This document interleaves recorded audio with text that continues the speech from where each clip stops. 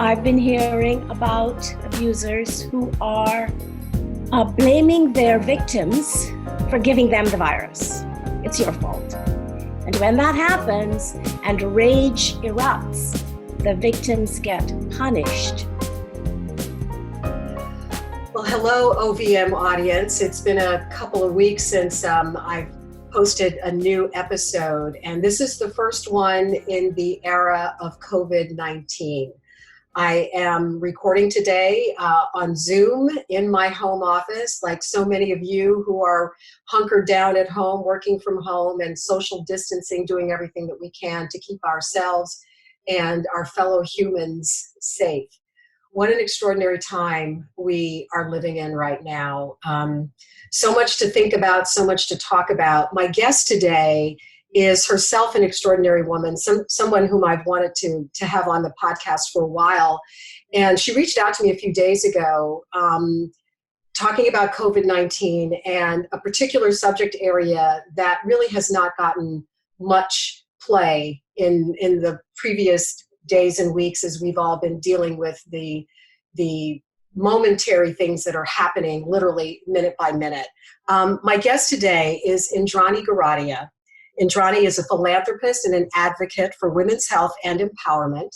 She is the founder of Indrani's Light Foundation, a nonprofit foundation that is dedicated to ending gender-based violence and empowering women around the world.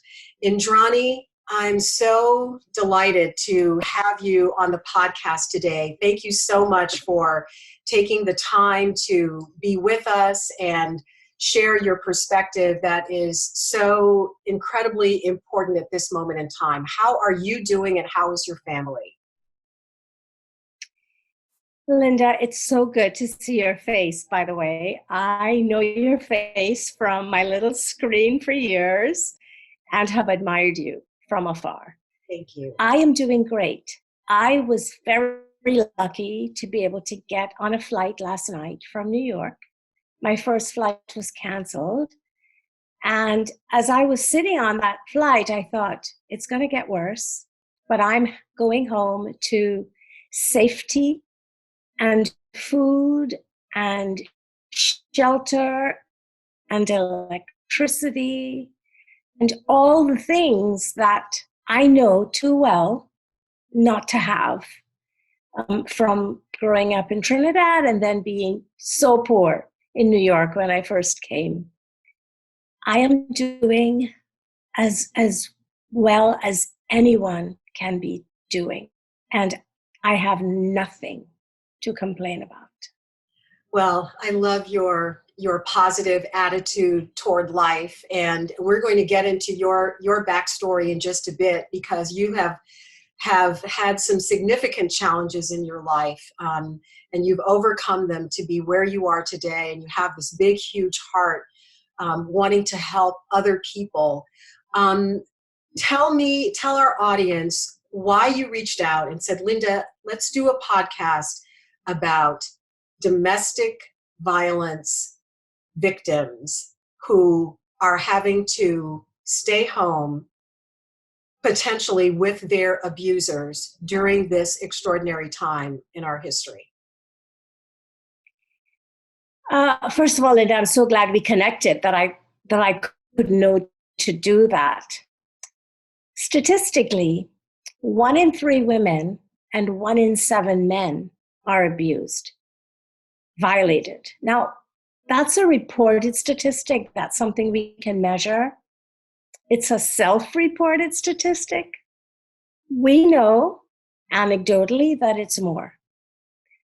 When victims have to stay with their abusers, they don't have a choice.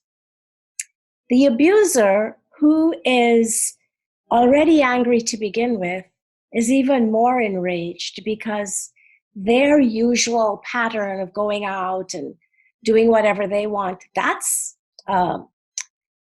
stymied. And abuse is all about control and power. The amount of stories that are coming in, it no longer curls my toes. It makes my heart bigger And that's why I thought I need to reach out to Linda to see if your platform could help spread the message that there's tremendous pain happening next door. Well, I'm so glad that you reached out, because it isn't something that I would have even really thought about from the perspective of, just knowing that most of us now are confined to our homes. And fortunately, I do not have any personal experience with domestic violence, but I have so much compassion and empathy for those who do.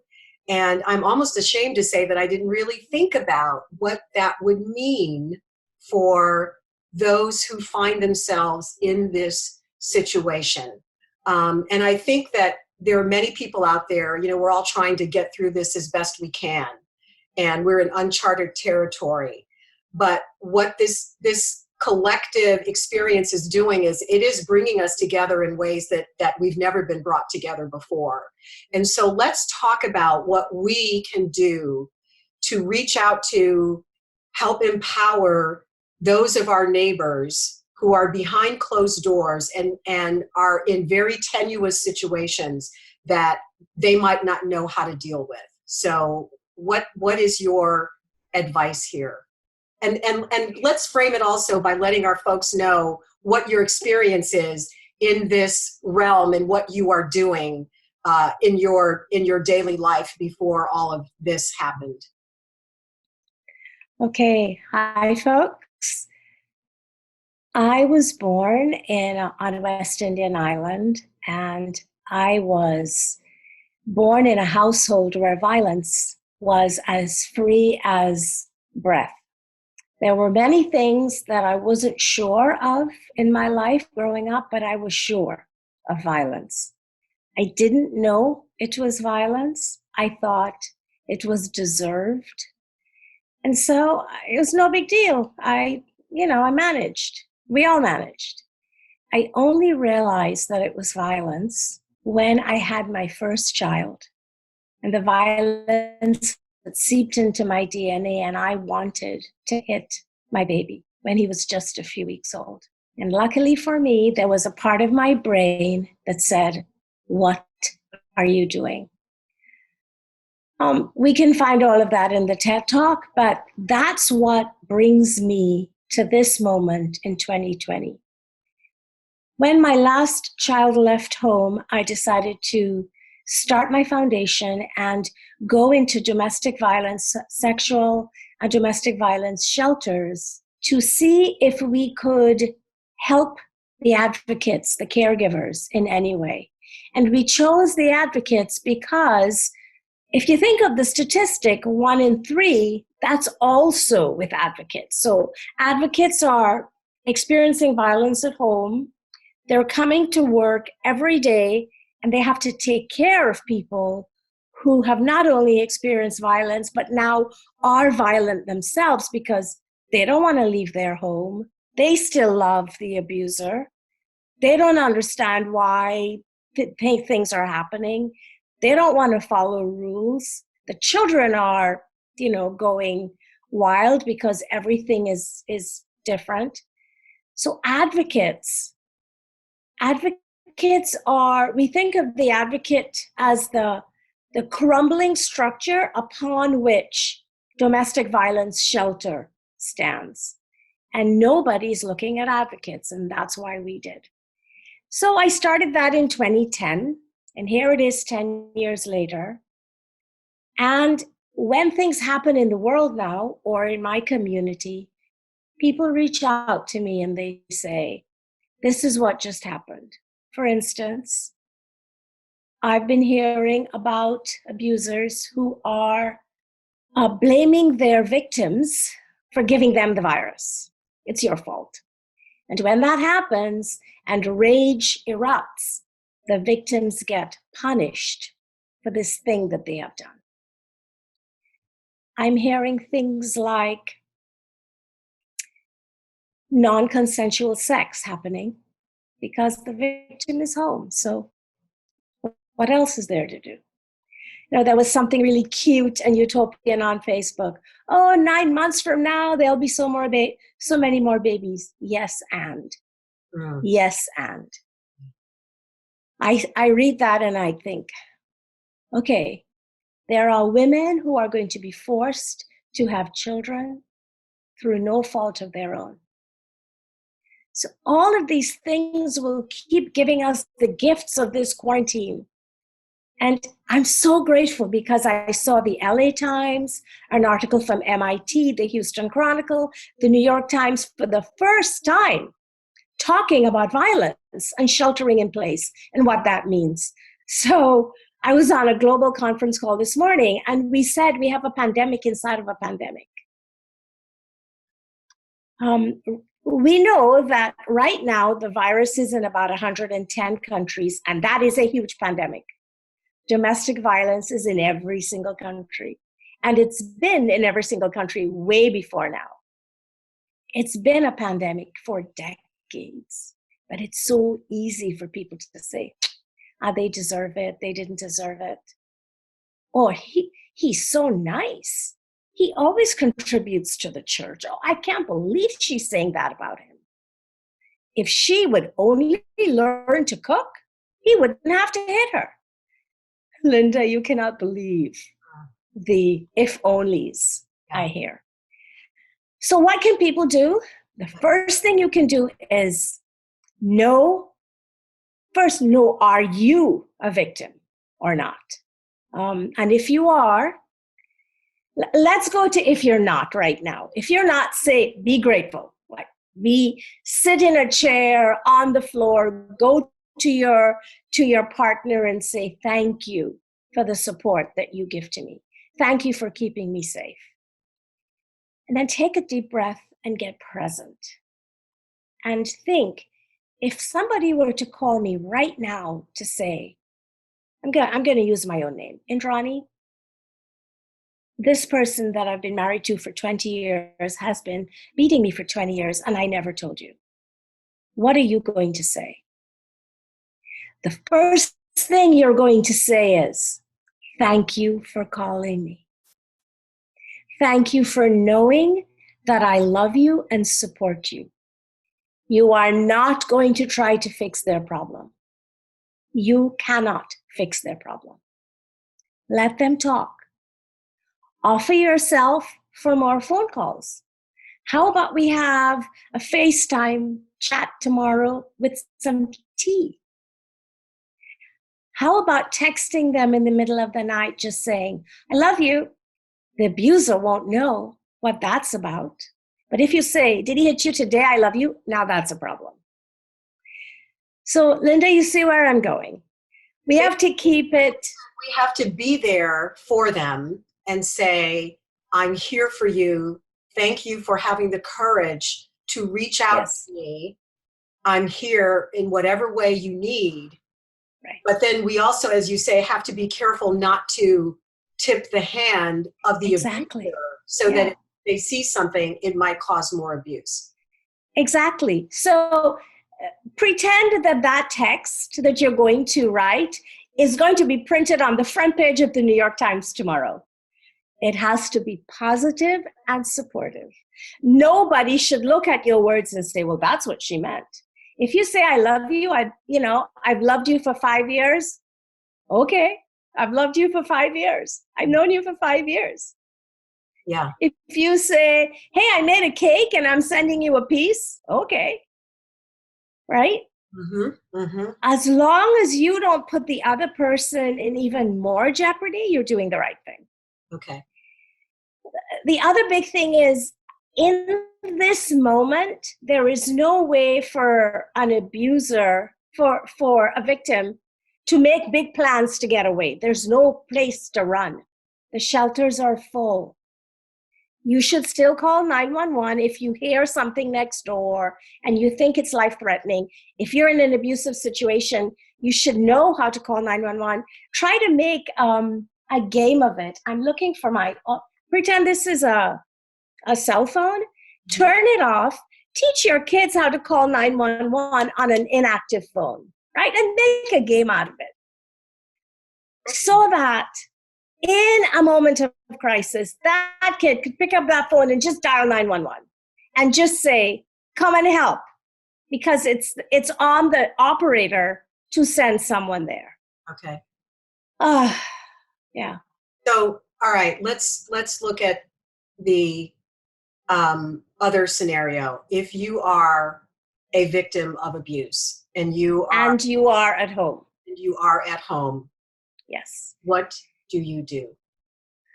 Well, if you are a victim of abuse and you are at home, guess what it means? It means you have survived. You know how to survive. Whatever dance you do that has kept you alive in this moment, you are amazing. Because many people don't know how to survive and are not around. Keep doing whatever it is you're doing to survive. And in the meanwhile, Linda, I was talking to you this morning and I thought of this and I just was all so happy and feeling really brilliant that I thought about it. You know, we all have to wash our hands now for 20 seconds, right? So you go into the bathroom, lock the door. Nobody's going to tell you you're not allowed to go to the bathroom.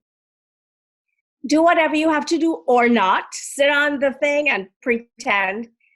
And when you wash your hands, lather it up and listen. Put it by your ear and listen to those bubbles and feel the texture of the soap and smell it and slowly wash your hands. Wash them off.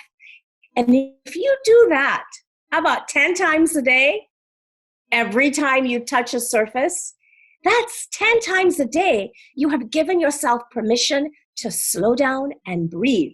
And you're not doing anything you're not supposed to do because you've been told by the government, you need to do this. When you said that you got, you've received calls from, I assume they're women. I know there are many men as well, as you say, who are victims of abuse, but I think you said women who have called and said that they are afraid because they have to stay in place. So tell me, give me another example of what that call was and then how you handled it, what you said to that woman. So it wasn't a call, it was a text. Okay. So I didn't have a voice. Okay. I said, listen, you know how to survive, right? What have you done in the past? Well, I keep the kids kind of quiet. Okay, keep doing that. What else have you done? I make sure he likes the place really clean. I make sure the kitchen is clean. Keep doing that. What can you do for yourself? I can take a longer shower. Keep doing that. When you give the kids a bath, can you make that time a little longer? So you're loving your children and whispering to them in the bathtub, I love you, I love you, I love you. Keep doing that. If you haven't been reading a bedtime story, perhaps you want to start. Keep doing the things you have done that has made a difference in your day. And only that person knows what it is. Our brains can pick up. You know, Linda, have you ever been out in a crowd and you've seen your husband up ahead and you just knew it was him by the way he walked? Yes, all the time. Right? Your brain knows. Your brain knows the shape of his space. Victims know. You know what might happen. If you read a micro expression, and that usually is going to be followed by screaming and yelling, how about leaving the room? How about going outside just to see if the postman came? Listen and read the micro expressions and do something a little different. Mm. How about going to the toilet as soon as you read that micro expression? Yeah. Because you know what that micro expression means. Mm-hmm. Mm-hmm. Did you say earlier that someone had said that the abuser is saying you caused me to get the virus? Could you? I saw that on a website. Yeah, it's Where on the victim, the website. the abuser accused the victim of giving the abuser the coronavirus. Yes. Wow. Wow. I mean, how do you even wrap your brain around that? And how do you respond to something like that? The first thing is you cannot respond to that. Yeah. Because no, I didn't. Yes, you did. No, I didn't slap. Right. You gave me the virus. Mm. Pretend you don't know what those words mean. Pretend they're speaking, I don't know, Japanese. Mm. You cannot ascribe a responsibility to something like that. And you cannot accept blame, but you're not going to say, don't you dare blame me for that, because... And then that escalates the situation. Yes. Yeah. You gave me the virus. If that person likes to hear sorry, go ahead and say sorry. Okay, sorry. Mm-hmm. Mm-hmm. If you have an opportunity to run away and be permanent, if these things are happening a lot, okay, go ahead and stay where you can permanently. Yeah. But I'm assuming if people had those choices, they would have done it already. Yeah. Yeah. Oh my goodness. This is such important knowledge and advice that you're passing on to our audience. And I hope that, anyone out there who finds themselves in a position where they need this kind of advice, that these words are really going to help them get through what we don't even know how long this is going to last. This period of staying home and social distancing and self-quarantining. And so what you are really giving people are life skills on how to stay alive in a very difficult situation. Actually, Linda, I'm reminding them that they have the skills, right? Because they are alive. They're alive. So clearly they have the skills. They've figured it out thus far. I'm not giving them anything they don't have. I'm just saying, I know you. I know you. You got this. Is it optimum? No, but you still got this. I believe in you.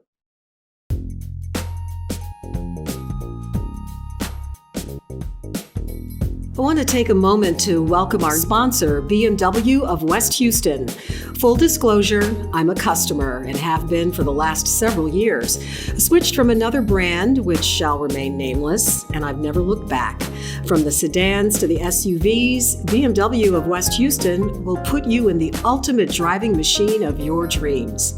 The X5 and the X7, they're both on my wish list for when this podcast hits 1 million listeners. So please share away. A girl can dream. Check out this month's deals at bmwwest.com.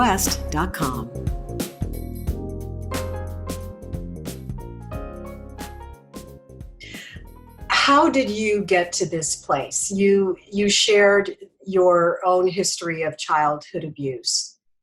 What was the work that you had to do to be this light that you are right now for others? I think, and I've tried to answer this question so many times, and every time it feels like it's a different response. I should really keep them. They could probably fill a whole book. I think there was a time when I was sure that I was stupid and ineffective and not worthy of love and acceptance. And then I started to do deep work on with me and my inner child. And the more I spoke to the little child in me that was scared, the more I comforted her, the more I comforted me. And I'll tell you when I think I began. When I was 14, my mother left Trinidad and came to the United States. And I was left to take care of my 10-year-old brother and 6-year-old sister. And I thought it was, of course it was normal. That's what we do. Older children take care of the younger ones. And when my daughter turned 14 and walked down the stairs, I looked at her and she was so tender. She was so, oh, Linda, I might cry. She was so sweet. And I couldn't imagine having her take care of a 10-year-old and a 6-year-old. And when she left for school that day, I just wept because I finally saw me in her. And from that day, every time I did something for her, 15, 16, 17, I did something for me, 15, 16, 17. I had a birthday party for myself at 15 and at 16 and at 17. And I stopped when she turned 21. And I think what I was doing in between those parties is looking at her and seeing two things. How much she didn't have to worry about caretaking other people. And that was because I created that. And how strong I was at that age that I survived. And that's where the survival comes from, because I don't really know how I did it, but I was strong. And I finally claimed that strength. And I claim it every day, and I see it in people because you're here. You're still here talking to me. Good for you. I was teaching a class once, and the woman was talking about the most horrific abuse. And I said, guess what? She said, what? And I said, you are living to tell the story. He didn't end your life. What a gift. Let's talk about that abuse and what it taught you now. About you, not about him. And her whole energy changed. She started to smile. She started to laugh. She said, I win. I said, yes, you win. Now, this woman luckily had left her husband and she was thriving. And she stopped seeing herself as a victim and started to see herself as a thriver, not just a survivor. We are thrivers. Internal narrative. Yes. Yeah. Yes. We are thrivers. Are there steps to thriving? Yes. We can always climb the thriving ladder, right? But if we are telling the story to anybody, we are thrivers. I want to broaden our conversation out now to the broader global community, and especially here in America right now, where we are so incredibly divided. I posted something on my social media platforms earlier this week, and it said, it shouldn't take a crisis to remind us of our common humanity. And one person commented, you're right, and I was wondering what it was going to take for us to finally get back to realizing that we are all in this together. You know, waiting to see what was going to be the thing that finally snaps us back to reality and recognizing that we are all the same. And the virus is an equal opportunity destroyer. right? Yeah. I call it the equalizer. This Yeah, just like domestic violence, virus and violence. Anybody, anywhere, anytime. Anybody, anywhere, anytime. And we're only going to get through this if we figure out how to do it together and stop fighting and recognize what our commonalities are. So you are such a brilliant, broad thinker. I would like to get your take and your perspective on this virus and what it is doing to us and what the potential is for us to learn so many lessons from what it is that we are collectively going through now and how we choose to come out on the other side of this. Would love your thoughts. I'm so glad you said choose, because everything we do in life is a choice. The only thing we cannot choose to do is live forever. Yep. Only death is what is the opposite of choice? Mm-hmm. Death is not an option, right? Everything else is a choice. When I think of what the virus is doing, and I'm not a scientist, I don't have a crystal ball, I don't know what it will do. For the people I'm talking to, the virus is making, and I'm going to say us, the virus is making us look inside. And it is forcing us to answer one question. Who are you today? Are you the kind of person that's going to go to the store and buy all the hand sanitizer and hoard it under the kitchen sink just because you can? Are you the kind of person that's going to buy all the toilet paper because you have the money and you can, and those idiots should have gotten here first? Are you the kind of person that's going to go to your refrigerator and take all the fresh food and cook up a big pot of soup and put it in Tupperware, not, those plastic containers that everyone has, and say, hey, neighbor, I've left it at the fence. You can pick it up. By the way, I've wiped it with, all the wipes. Are you that kind of person? And if you don't have a pot of soup to share, are you the kind of person that if you have a fence, maybe you write a note on a piece of paper and you say, neighbor, come out, I left you a note. There are so many ways we can show up. But if I take it, globally, the bigger picture, I am involved in an organization called Every Woman Treaty. And Every Woman Treaty is involved in creating a global treaty that will end violence to women and girls. I say women and children. Girls are killed at a higher rate. And a lot of people say, that's stupid, that'll never happen. And I say, when was the last time you saw someone smoking on an airplane? It's against the law. Exactly. We have the tobacco treaty. And the tobacco companies were forced. We're still seeing ads over the course of 30 years to roll out their marketing. One day, and I hope it's in my lifetime, somebody will say, that used to be okay, but now it's not.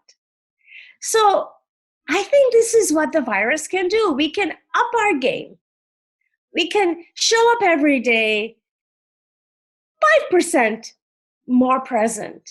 I cannot say better, because Linda, every day we show up, I do believe we show up as our best selves, even though some of us abuse. Even the abusers are showing up as their best self. I don't think they wake up in the morning and say, aha, I'm going to make somebody's life so miserable today. I think it's background and anger and depression and not having the tools. Maybe it's 5 or 10% who are mean. Having lived through their own cycles of abuse. Yes. So just not knowing what to do. Not knowing how to deal with it, because that's all that they've ever known. All they know. Yeah. Yeah. You So know what I like to think? I like to think that the first date that someone goes on, and the first time that the other person says, "What are you, stupid?" You look at them and say, "Yeah, I'm pretty stupid to stay on this date if you just call me stupid and it's the first date. Bye." mhm, Why mhm, are we going to wait for the fifth time that they call us stupid? right. And then after 10 times of stupid, they hit us because, I mean, we're really stupid, Yeah, right? right, right. Maya Angelou says what? When Mm, someone shows you who they are, believe it the first time. time. The first. The first time. Yep, yep. I met you about 2 months ago and I looked over and I knew you were an amazing person. And I believed it the first time. I didn't have to say, well, I think I'm going to meet her again and then I'll decide. No. And if you were a mean person, I would have believed that too. Oh my God, I don't want to meet her again. Yeah. Our bodies and our hearts know. We know. We have to learn how to listen to it. We have to learn how to listen to it and believe in ourselves and our instincts as well. Listen and believe. Listen and believe. And if that voice in your head is saying, "You're so stupid, you're so stupid," you can say, "Okay, voice, can you take a break? I'm going to let you sit in that corner for 2 breaths. Just give me a break." Right? Because if you tell the voice, go away, it just gets louder. So say, "Okay, sit over there. After 2 breaths, you can come back. Man, I need a break from you." Mm. If we start playing like that with the naysayers in our head, and the voice, by the way, those lines, it's a broken record. It's the same line over and over. "Yeah, you already told me I was stupid. Thank you very much. That was yesterday. Yeah, I'm still stupid. Thank you very much."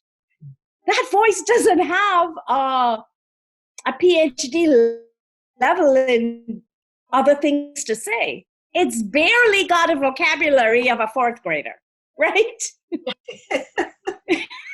And yet we listen to it.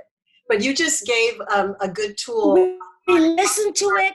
silence that voice, and replace it with the voice that is more uplifting and is more empowering. And that's what we Yeah. are all about at Our Voices Matter, is giving rise to those voices that are uplifting and that have the ability to take us to where we want to be and where we deserve to be. And this conversation is one of my favorite ever, and it's so important and so timely. And I cannot thank you enough for reaching out to me and saying, "Hey, we have a lot to talk about on this podcast, and there's a message that I'd like to get out to people out there who might be in trouble and need to hear this message." So thank you so much for sharing that today. Thank you. Thank you for caring. Thank you for caring. Well, we are certainly going to link to your websites, and our audience will be able to learn more about what you are doing. And just going to say to our audience out there, thank you for taking the time to tune in and listen and watch. I know you've got a lot going on your plates right now, but we truly are in this together. I appreciate you giving permission to speak to our guest, Indrani Goradia, and for having the courage to listen with an open mind. And if you know someone who is in trouble and needs some help, that is a victim of domestic violence, I hope that you will take some of the words that Indrani has shared with you here today and put them to good use and help your friend as best you can. Be well, and we'll see you next time.